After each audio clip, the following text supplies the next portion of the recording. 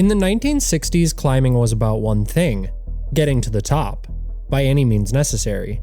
Pitons were hammered into the rock. Ropes were fixed for weeks at a time. The mountain was an obstacle to be conquered. Then, one man came along and declared they were all cheating. Not that they were breaking any rules, but that they were missing the entire point. And that man was Royal Robbins, a visionary who saw climbing not as a conquest, but as a disciplined art form. His radical philosophy wasn't just about how to climb, it was about why we climb in the first place. This idea would spark a bitter philosophical war, a conflict that tore Yosemite's climbing scene apart, and in the process create the very soul of modern adventure.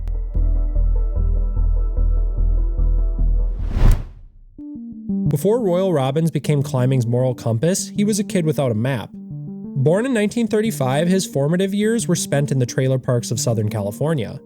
His childhood was a lesson in anarchy.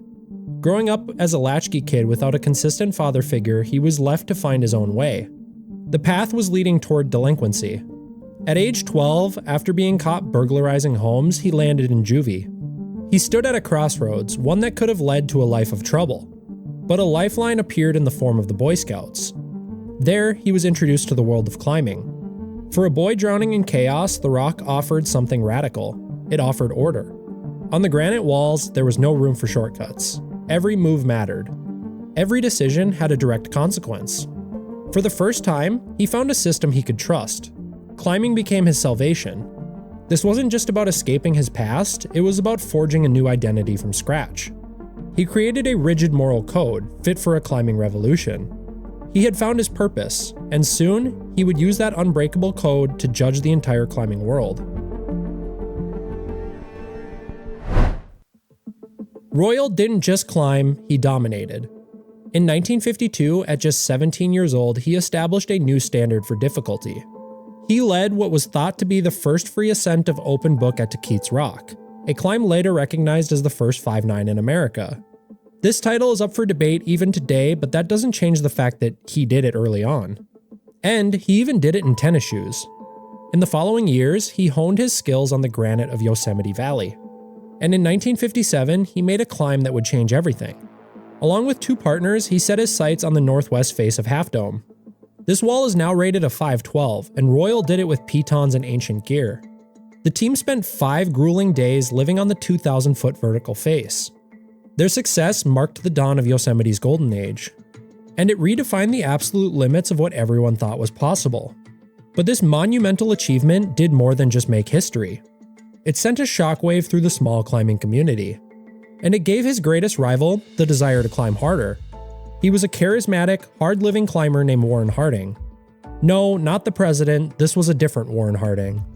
Harding saw Royal's triumph as a direct challenge. He responded by setting his sights on an even bigger prize: the unclimbed 3,000-foot face of El Capitan.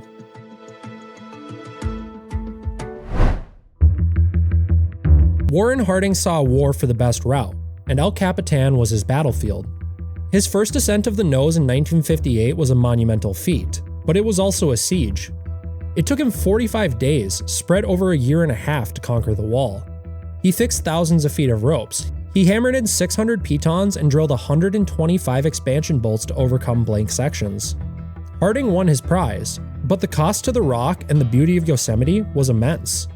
Royal Robbins saw the climb for what Harding made it: an enemy. Royal believed the mountain wasn't just to be conquered, he saw it more like a canvas for an artist.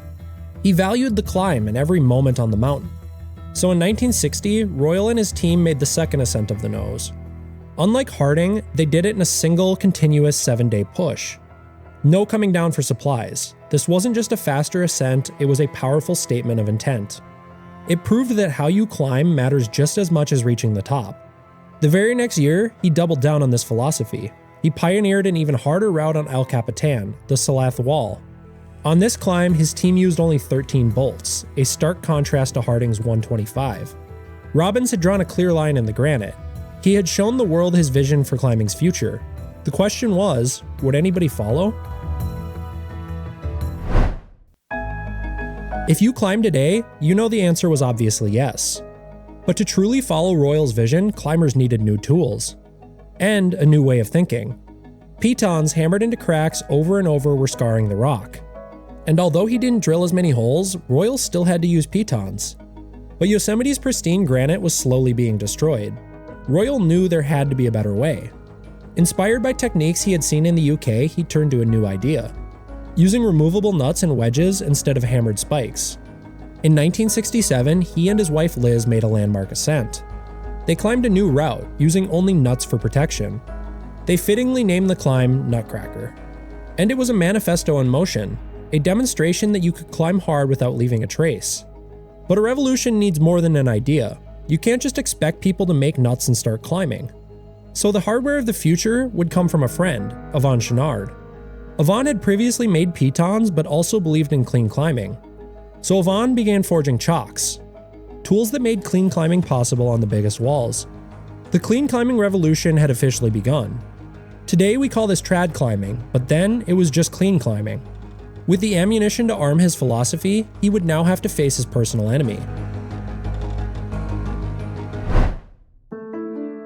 The clean climbing revolution was ready to change the sport. But Warren Harding still just cared about getting to the top, or at least that's what Royal thought.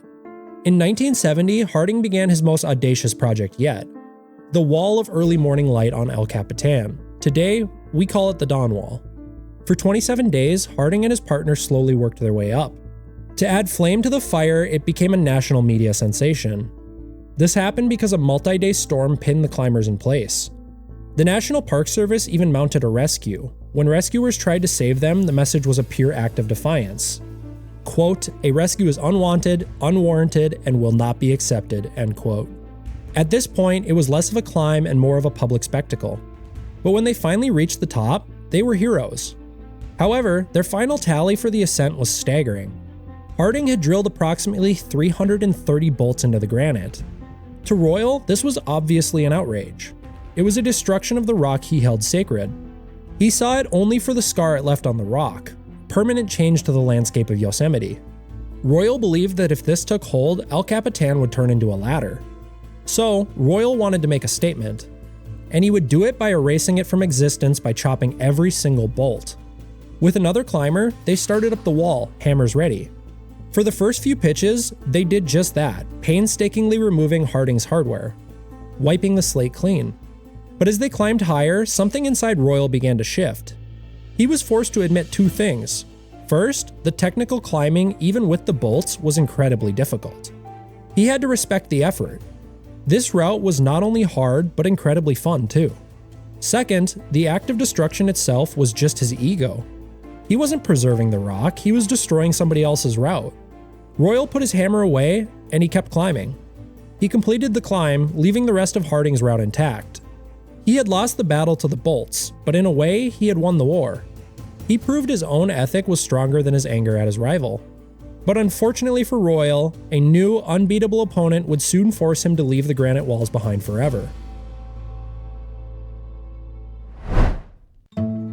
That unstoppable opponent was not another climber, it was his own body.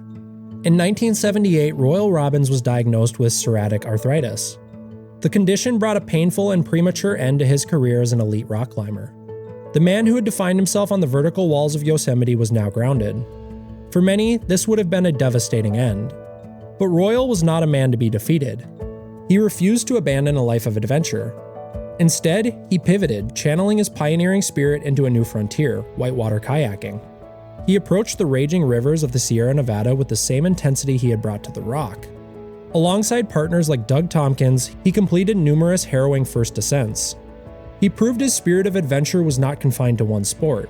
He was an adventurer to his core. While he explored new frontiers on the water, another of his legacies was quietly growing. The apparel company he and his wife Liz had founded. It began with a simple idea after seeing tattered clothes on a summit. They knew climbers deserved better. And while Royal was the philosophical face of the brand, his wife Liz was its innovative engine. Frustrated by stiff army surplus gear, she designed the revolutionary Billy Goat short. It was durable, practical, and became a catalyst for the company's growth. It was another expression of their core belief: do things with style and purpose. Royal Robbins' life was a testament to that belief. He penned the books that taught a generation not just technique, but the ethics. He championed the clean climbing revolution that saved the rock for the future. So to answer our original question, is there a right way to climb a mountain? For Royal Robbins, the answer was a definitive yes. It was a way that demanded style, adventure, and unwavering respect. A way that left the mountain as pristine as you found it. He didn't just teach a generation how to climb, he also taught them how to think about climbing. And in doing so, he gave the sport something it desperately needed: a soul.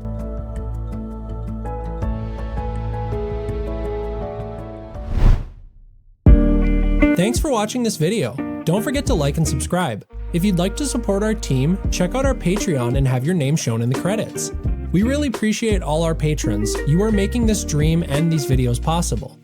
Go check out the link in the description and sign up to become a patron today. And if you want to rep some awesome outdoor gear, check out the Outdoor Origins store. Your support will one day help us make all sorts of gear right here in the United States. And if you liked this video, you will absolutely love the next one showing on the screen right now. It's exactly what we think you'll want to see next. Thanks for being a part of the Outdoor Origins community, and we'll see you in the next one.